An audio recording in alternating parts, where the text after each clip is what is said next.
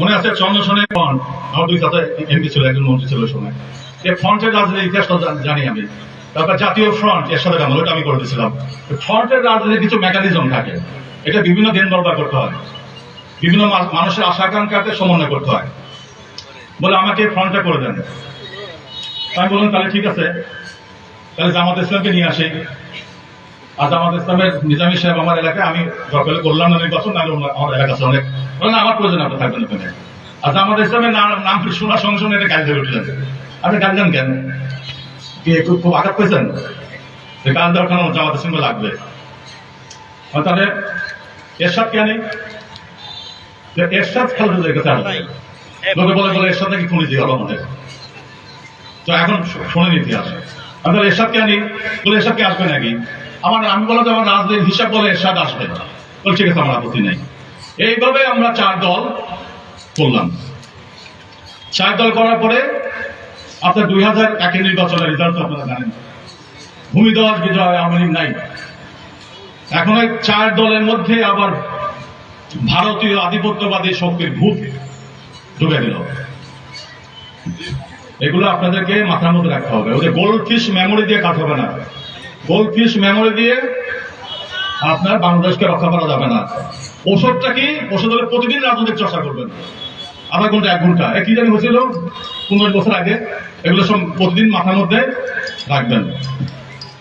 2001 সনের নির্বাচনের পরে এখন আসলো 9/11 যুক্তরাষ্ট্রে, মুসলমান নিধন শুরু হইল। এখন আমাদের 4 দল করে দিছি, এর মধ্যে সব কানাঘুষা। এই 4 দল আমরা এখন 4 দলের কারণে আমাদের বিএনপি সরকার থাকে না। পারলে এই 4 দল ভাঙ্গ, এই সমস্ত ষড়যন্ত্র। কিন্তু বেগম যেহেতু ভাঙবে না, কারণ জানে 4 দল ভাঙে তার পার্টিও ভাঙবে, সেজন্য 4 দল হয়ে গেল। ওইখানে আমি বলেছিলাম রাজনীতির আপনার বেগম জিয়াকে রাজনীতির আপনি চেঞ্জ করেন। আমরা যে জোট করেছিলাম সেই রাজনীতির এই রাজনীতি এখন ভাগ করেন, অন্য পথে থাকেন। মার্কিন যুক্তরাষ্ট্রের দিকে দেখবেন, ওখানে তো আমার তো সম্পর্ক আছে ওদের সঙ্গে। বলে হ্যাঁ এটা আপনি করেন, কিন্তু তার সামনের একদিকে আর ভেতরের পার্টির মধ্যে অভ্যন্তরে আরেকটা খেলা। এই 2 খেলা সামলানোর মতো ক্ষমতা আমার নাই, একদিকে তো থাকতে হবে। এর পরিণতিতে 1/11 2007 সনের 11 জানুয়ারিতে কি করলো, 14 দিন ইমার্জেন্সি দিল মিলিটারি সহায়তায়। এরপরে কি অবস্থা আপনারা জানেন। যখন বেগম জি আমার কথা, আমি আর সে কথা বলি শোনে না, তখন পার্লামেন্টে বলেছিলাম ওপেন সংসদে শেখ হাসিনা সবার সামনে, যে সংসদ নেত্রী আপনার জাতীয় রাজনীতি ঠিক করেন, আপনি যদি ঠিক না করেন তাহলে কাফারা আপনাকে দিতে হবে বাংলাদেশের মাটিতে। 2007 থেকে আজ অব্দি বিএনপি ক্ষমতা আসতে পারে না 20 বছর। দিনাজপুরের মাটিতে আমি বলেছিলাম বিএনপি এবার ক্ষমতা যেতে হবে, 20 বছরে ক্ষমতার মুখ দেখতে পারবে না। এখানে বিএনপি নেতারা জিজ্ঞেস করে। এখন এই সময় 2009-এ কামরুজ্জামান সাহেব আসলেন, ওই জামাতের নেতা। কামরুজ্জামান সাহেব জামাতে বুদ্ধিজীবী হিসেবে পরিচিত। উনি আসলেন, আমি বলতে হুজুর আমার বাসা ঢুকলেন কি? আমার বাসা তো সব পুলিশ বলে, শেখ হাসিনার বাসা, স্বরাষ্ট্রমন্ত্রীর বাসা, তার একটা আমাদের শাশুড়ির বাসা, সব সচিবের বাসা। তো বলতে ঢুকছি কায়দা করে। উদ্দেশ্য কি? বলে আমি গেছিলাম 2 জায়গায় আমি বুঝে ফেলছি কারা কোথায় গেছে। তো আমাদের সঙ্গে আর কি কথা বলবেন, আমাদের গুরু আছে তার কাছে জানো। তবে আমি তো বললাম সর্বনাশ, তাহলে সব এই বৈঠক টৈঠক করেই আমার কাছে আসছে। কামরুজ্জামান সাহেবের সোজা সাপটা প্রশ্ন, আমাদের কি হবে? আমি বললাম যে আপনাদের ফাঁসি হবে। এখন যে মাম পানির বোতল আছে, এটা 1.5 লিটারের একটা বোতল আছে না, আধা ঘন্টার মধ্যে উনি খায় 5 ঘন্টা ধরে বললাম যে এখানে রাজনীতি এইভাবে আমরা ইসলামিক শক্তি এবং বাম এইভাবে দেশকে বাঁচানোর জন্য তথ্য করছি বিভিন্ন সময়। তো বললো যে আমাদের তো ফাঁসি হবে, ঠিক আছে মানে নিলাম। তো কখন এটা গ্রেপ্তার করবে? আমি যে কোনো সময়। তবে আপনাকে একটা অনুরোধ করি, আপনি একটা বই লিখবেন, নতুন প্রজন্ম যাতে জানে বাংলাদেশের রাজনীতি, যে আমাদের কোথায় কোথায় ভুল ছিল এবং নতুন প্রজন্মের কোথায় কোথায় রাজনীতি ঠিক করতে হবে। এইটাই আপনি লিখবেন। আমার এই বই লিখতে হবে, আল্লাহ যদি বাঁচা রাখে। কামরুজ্জামান সাহেবকে আমি কথা দিয়েছি। এখন কথার এক পর্যায়ে বলে তাহলে আমরা কি করি, একটা আন্দোলন করি। আর কি আন্দোলন করবেন আপনি? বলে আমাদের 1 লক্ষ শিবিরের ক্যাডার আছে, ঢাকা শহর প্রান্ত করে দিই। আমি আপনার মাথা খারাপ? আওয়ামী লীগ ভারতের মদতপুষ্ট হয়ে কেবল ক্ষমতায় বসছে 2/3 মুজেটু নিয়ে। এ তো আপনাদেরও মারবে, আমাদেরও মারবে। বলে তাহলে কি করার? আমি তা নয়, তাহলে স্টাইল বদল করেন, এগুলোকে বিভিন্ন জায়গায় সেট করেন, সংগঠিত করেন। একটা মোমেন্ট আসবে, অপরচুন মোমেন্টে আঘাত করতে হবে, কিন্তু এটা সহজে এরা বিদায় হবে না। বলে ঠিক আছে।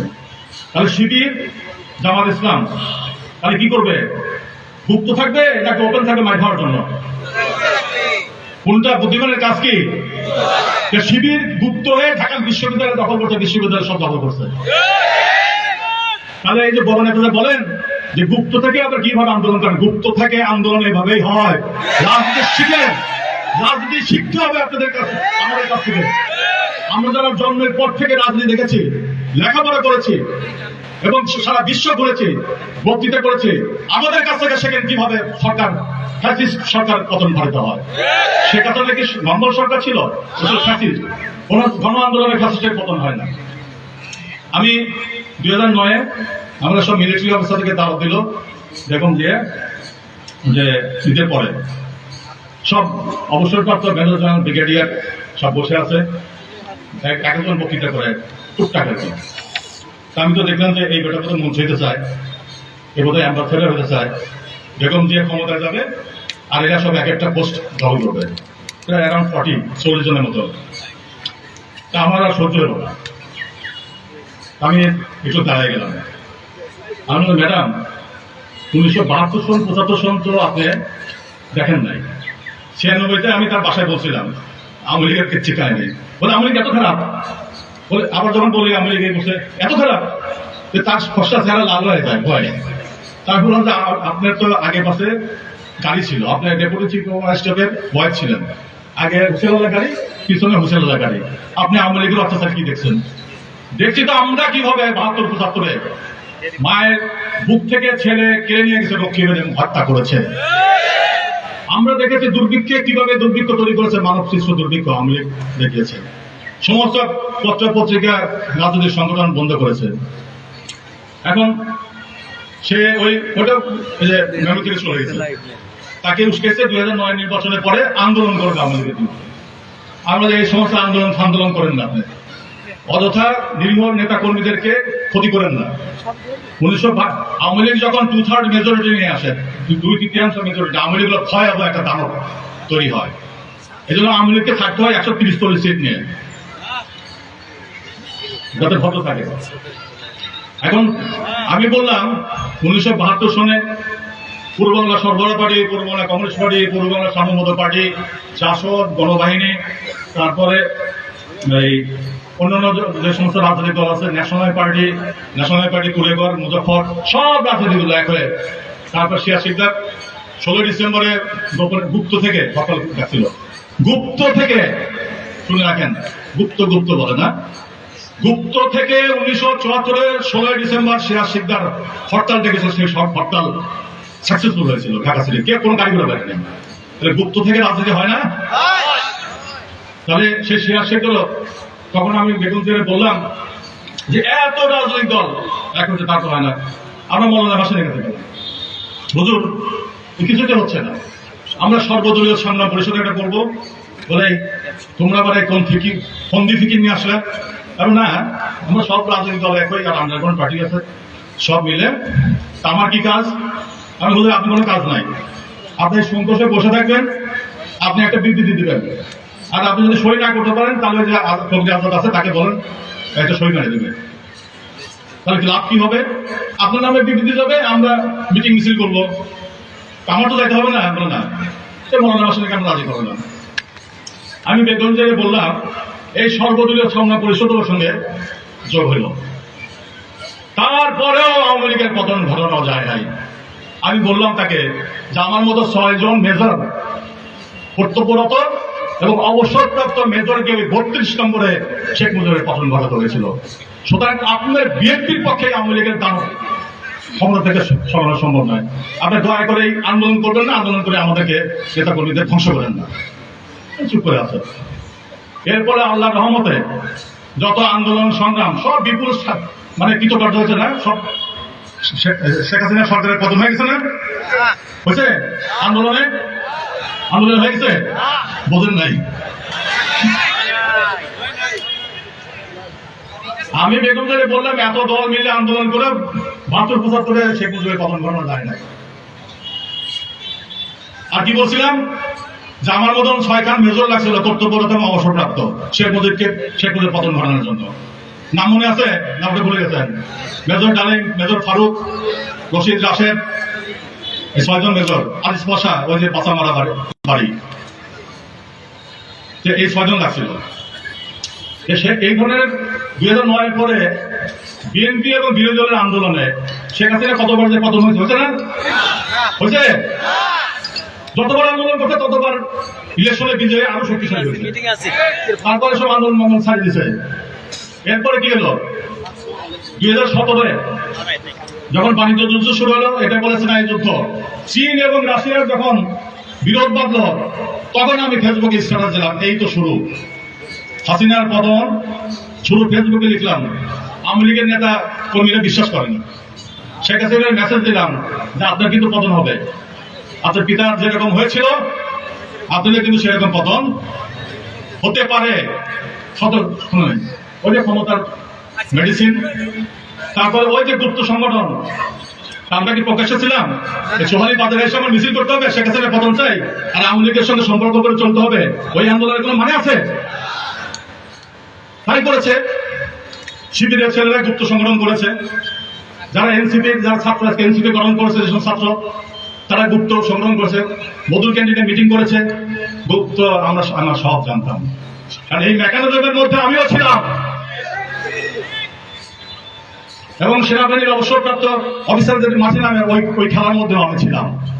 সরকার আওয়ামী লীগের পতন ঘটানো অত সহজ নয়।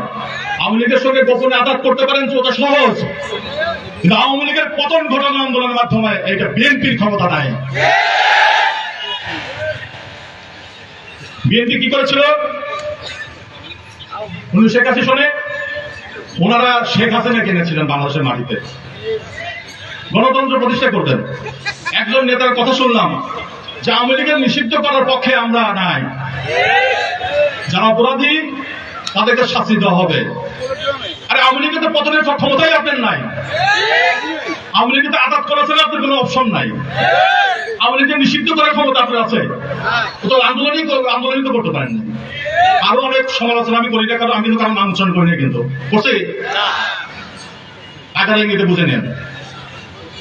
এখন 2024 সনের জুলাই মাসে যে বিপ্লব, এই বিপ্লব সংগঠিত হয়েছে আমরা যারা গুপ্ত ছিলাম, যারা শিবিরের গুপ্ত ছিল, এনসিপির যারা নেতৃবৃন্দ যারা গুপ্তভাবে কাজ করেছে, আমরা যারা অবসরপ্রাপ্ত অফিসার ছিলাম যারা গুপ্তভাবে সংগঠিত করেছি সর্বসম থেকে।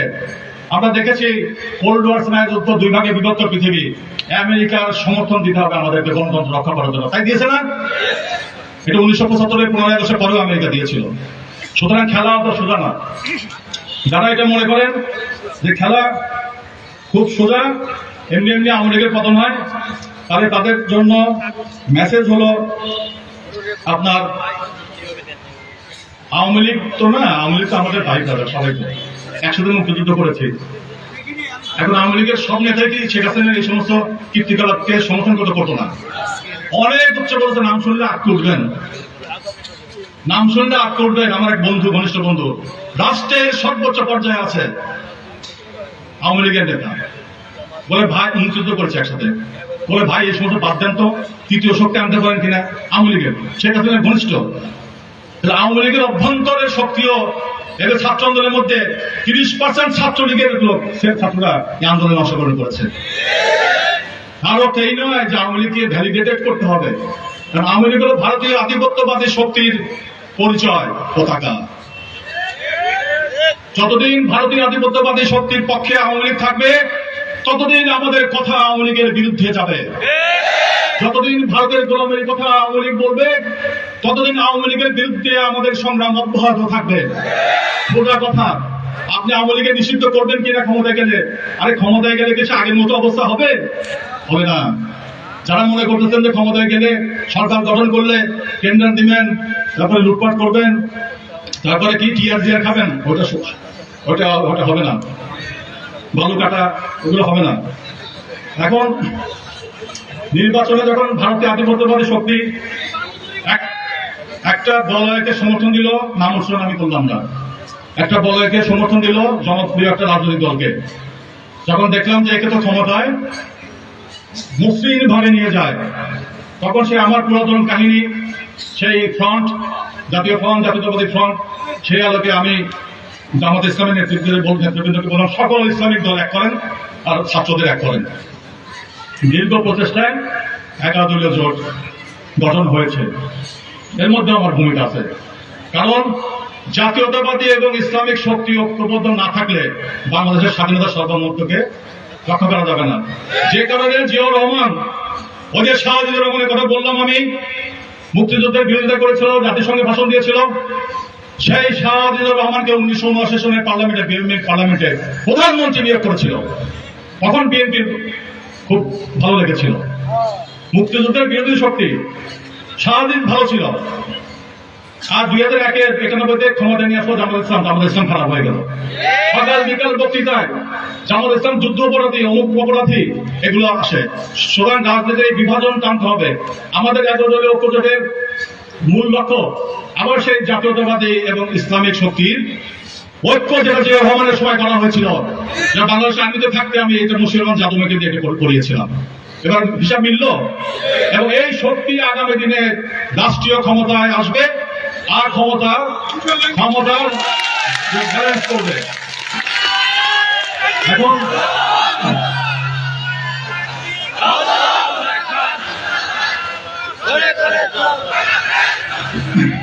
এখন আগামী দিনে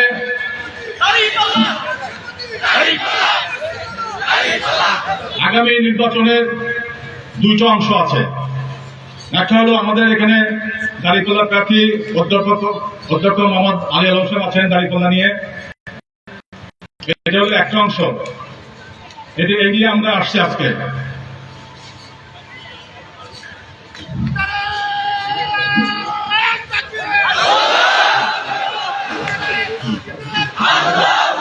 আমরা আসছি দাঁড়িপাল্লা নিয়ে, দাঁড়িপাল্লায় ভোট দিয়ে জয়যুক্ত করবেন।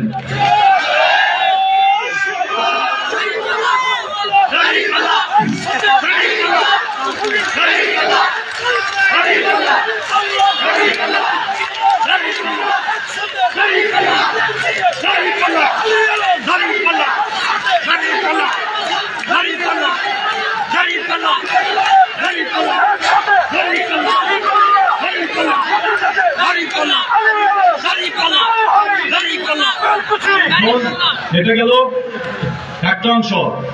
আরেকটা অংশ আছে যেটা গুরুত্বপূর্ণ,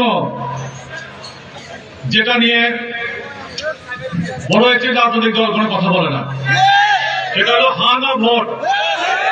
ডক্টর ইউনূস বিএনপি যখন নির্বাচন অনুষ্ঠান করার জন্য চাপ দিল, তখন ডক্টর ইউনূস বলে ঠিক আছে আপনারা নির্বাচন করবেন, তবে আমার এই হানা ভোটটা আপনাকে অনুষ্ঠানের জন্য এটা মানতে হবে। একই ডেটে আপনার হানা ভোট অনুষ্ঠিত হবে। এখন এই হানা ভোটটা কি? হানা ভোটটা কি? এটা মাথায় নাই কারো। 4টা পয়েন্ট আছে, ব্যালট পেপারে লেখা থাকবে। একটা হলো তত্ত্বাবধায়ক সরকার। কিভাবে হবে? একটা তত্ত্বাবধায়ক সরকার ছিল না, হাসিনা এটা বাদ দিয়ে দিচ্ছে, তাহলে ওই তত্ত্বাবধায়ক সরকারের রূপরেখা প্রমাণ করতে হবে। 2 নম্বর হলো সংসদের নারী প্রতিনিধি, ডেপুটি স্পিকার, এগুলো অবশ্যই নারী প্রতিনিধি থাকতে হবে, ডেপুটি স্পিকার অবশ্যই বিরোধী দল থাকতে হবে।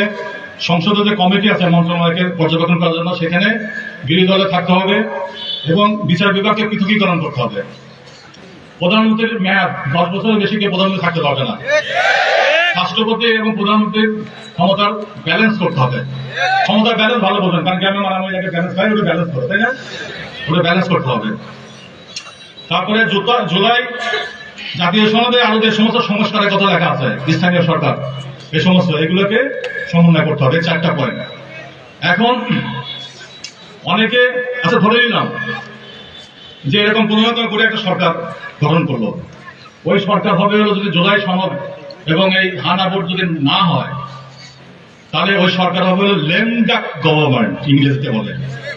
লেমডাক বোঝে, লেমডাক গভর্নমেন্ট মানে ওই হাঁসের একটা পা যদি খোলা থাকে হাঁটে কি বলে দেখছেন, ওই রকম করে হাঁটতে হবে। আর আমরা যারা 11 দল আজকে মাঠে আছি, এটা মনে করার কোনো কারণ নাই আমরা মাঠ ছেড়ে দেব। আমাদের রক্ত আমরা ঝরিয়েছি, জেল জুলুম প্রতিটা দিন দরজা খুললেই মনে হচ্ছে পুলিশ আসছে। এই ছিল আমাদের 20 বছরের অভিজ্ঞতা। অনেকে বিদেশে থেকে ওখানে চুঙ্গা ফোটা কিন্তু করে করে নেতৃত্ব দিয়েছেন। কোন আধিপত্যবাদী শক্তির ছত্র ছায় কাছ থেকে শক্তি নিয়ে এসে এখানে রাজনীতি করেন, যেমন হাসিনা করেছিল আমরা সব জানি। আগের মতো আমাদের গায়ে হাত দিতে পারবেন না, কারণ সুপ্রিম কোর্টের সচিবালয় আলাদা হয়ে গেছে। আপনারা এগুলো করবেন, ওই আদালতের কাঠগড় লেখা হবে। আমি ইংরেজিতে অনার্স ঢাকা বিশ্ববিদ্যালয়ের রাষ্ট্রবিজ্ঞানে শুধু আওয়ামী লীগের ঠেকানোর জন্য আমার 5টা ডিগ্রি নিতে হয়েছে। বাংলাদেশ মিলিটারি ল, তারপরে হলো ধানমন্ডি ল কলেজে, তারপরে হলো গিরি ইউনিভার্সিটিতে এলএলবি, ইউনিভার্সিটি অফ লন্ডন যেটা ব্যারিস্টারি করতে হয়, লন্ডন বিশ্ববিদ্যালয়ের এলএলবি অনার্স, তারপরে ইন্টারন্যাশনাল 5টা ল ডিগ্রি শুধু আওয়ামী লীগের ঠেকানোর জন্য। আপনারা আওয়ামী লীগের থেকে শক্তিশালী না। এই শহরের বহু লোক অধিবাসী আছে যারা আমাকে টেলিফোনে বলে এটা আমি কি করবো, আমি বিনা পয়সা বললাম যে এটা রিট করেন, এটা সিভিল স্যুট করেন, এটা ড্যামেজ স্যুট করেন, এটা বিনা পয়সায়। ওইটা উকিলের কাছে গেলে 10,000 টাকা নিত। আগামী দিনে যদি এই সমস্ত উৎপাদ করতে আসে, আমাকে শুধু টেলিফোন করবেন, আমাকে জানাবেন কোথায় কি করতে হবে, কোথায় রিট করতে হবে, কোথায় আইনের প্রয়োগ করতে হবে মেডিসিন, এটা আমার কাছে নিয়ে নেবেন। ইংল্যান্ডের একটা জাজ আছে লর্ড ড্যানিং, তাকে বলে পিপলস জাজ, বলতো মারা গেছে। আমরা যখন এলএলবি অনার্স করি লন্ডন ইউনিভার্সিটিতে, তারটা পড়তাম। সে বলে ল ইজ পাওয়ার, আইনও একটা শক্তি। এখন এই আইনের মার পেছে হাসিনা পড়ছে না, ফাঁসি হয়েছে না। আইন সবার উপরে, বেশি খবরদারি করেন না, বেশি ক্ষমতা দেখেন না, আপনাদের ওই কাজ করে যেতে হবে। এখন চোহালিতে আপনারা কষ্ট করে আসছেন, অনেকে যারা আসতে পারেন নাই তাদেরকে আপনারা বলবেন, সেটা হলো চলে উন্নয়নের জন্য আমি যতটুকু করতে পেরেছিলাম সেটা আপনারা জানেন। যে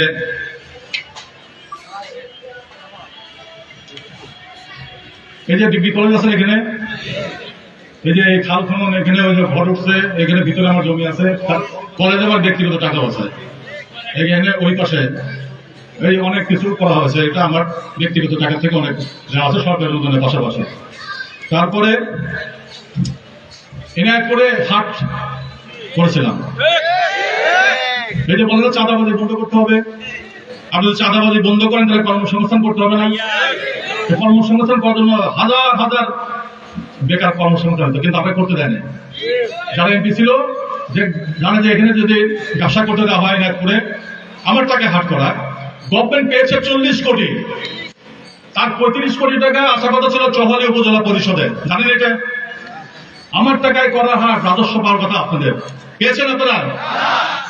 এখানে কোথাও উপজেলা ইউনিয়ন অফিসটা এখানে জিজ্ঞেস করবেন, আমার কথা বলবেন। হাট করলেন 2006-এ ট্যাক্স কালেকশন করছেন কত, চৌহালির এমপি হাট করে দেন আমাদের টাকা দিয়ে। আপনাদের নেতারা যে চোঙা ফুটায় একজনে কোনো সহযোগিতা করে না। আগে তো, এখন তার 1.5 বছর ডিফ্যাক্টর বলেন, ডিফ্যাক্টর কার্যত, ডিজিওর হলো আইনত শেখ হাসিনা ছিল পার্লামেন্টের, ভুয়া নির্বাচন হলে ওটা ডিজিওরি মানে আইনগত ভাবে ছিল। আর ডিফ্যাক্টর একটা দল আছে, গত 1.5 বছরে টেন্ডারবাজি, চাঁদাবাজি, হত্যা, খুন, রাহাজানি যা আছে এমন কোনো অপকর্ম করে নাই। তারপরে 1.5 বছর করে হাতে টাকা চুয়ালি টানলো না কেন, 25 কোটি টাকা কালকে জিজ্ঞেস করবেন। এনার করে হাতের টাকা কেন আসলো না, কর্মসংস্থান কেন হলো না, সেটা আমার ব্যক্তিগত টাকা, সরকারের টাকা না। তাদেরকে জিজ্ঞেস করবেন 1.5 বছরে উল্টোটা করেছে। ওই হাট যাদের দখল হয় 1.5 বছরে ঘর বাড়ি করছে। আবার আমার এক কর্মীকে খুনই করে ফেলছে ওই ইয়েতে সৌদি চাঁদপুরে, খুন পর্যন্ত মার্ডার।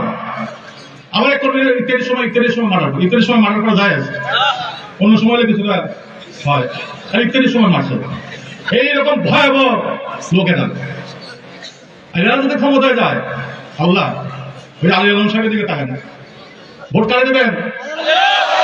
এগুলো থেকে বাস্তবে কাকে ভোট দেবেন? দাঁড়িপাল্লায় হাত তোলেন।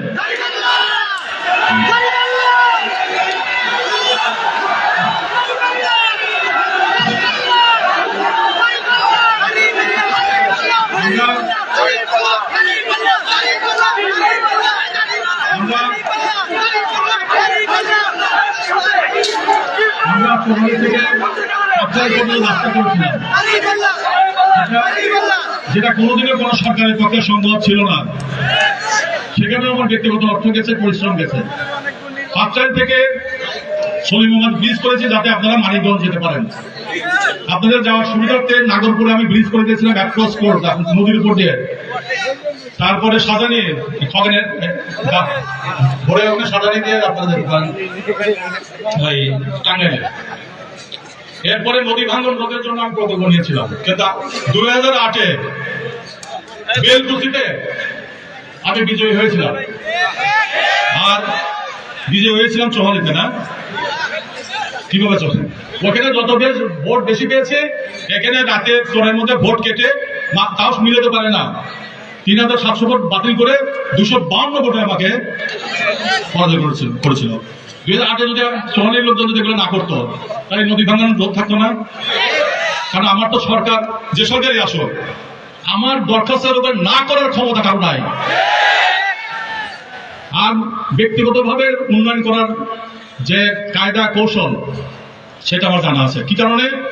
সে যে 1964 সনের থেকে আইয়ুব খানের বিরুদ্ধে লাগা একজন মানুষ আমি। আল্লাহর অশেষ রহমতে এখন 44 ডিগ্রি কলেজের মাঠে আপনাদের সামনে বক্তৃতা করছে, এতগুলো ডিগ্রি বিশ্বের। আমার দরখাস্তে যদি কোনো সরকারের যদি কোনো নো করে, নোর উপরে বাপের উপরে বাপ আছে, বাপের উপরে বাপ আছে, তারপরে হলো সুপ্রিম কোর্ট আছে। সুতরাং আমার চিঠির উপরে না করলে ওটা পার পাওয়া যাবে না। চৌহালির এই বন্যা নিয়ন্ত্রণ এবং নদী ভাঙ্গন রোধ করার জন্য যে অভিজ্ঞতা, সেই অভিজ্ঞতা আমার আছে। কারণ বাংলাদেশের সর্ববৃহৎ প্রকল্প তিস্তা ব্যারাজ আমি করে দিয়েছিলাম মাত্র 1 বছর সময়ের মধ্যে। ঢাকা প্রোটেকশন, ওইটা আমার করা। ওই যে আসলে রাস্তা, ওই প্রোটেকশনের কারণে আসলে রাস্তা দিয়ে আপনারা যান। আপনার শেষ প্রকল্প আপনারা গেছেন না সাথিয়ে বেড়ায়, ওই যে পানি যায়, এগুলো সব আমার করা। সিরাজগঞ্জে যে বাঁধ আছে, যেটা ওই যে উল্লাপাড়ার ওই দিক দিয়ে সাদাপুরের ওই বাঁধ আমার করা। তারপরে চাঁদপুরে যে নদী প্রোটেকশন, ভোলা নদী protection, G K protection, G K rehabilitation protection, সারা বাংলাদেশের যত বৃহৎ প্রকল্প আমি শেষ মন্ত্রী থাকার অবস্থায় করেছি। আর কোন মন্ত্রী করতে পারেনি। কেন? কারণ মন্ত্রী কেন্দ্রের মধ্যে। একটা কথা মনে রাখবেন, কোন এমপি, সংসদ সদস্য এবং মন্ত্রী যদি নিজের চুরিতে নিমজ্জিত হয়, সে মন্ত্রণালয় চলে না, সে নির্বাচনী এলাকাও চলে না। যে কারণে সৎ লোককে ভোট দিতে হবে।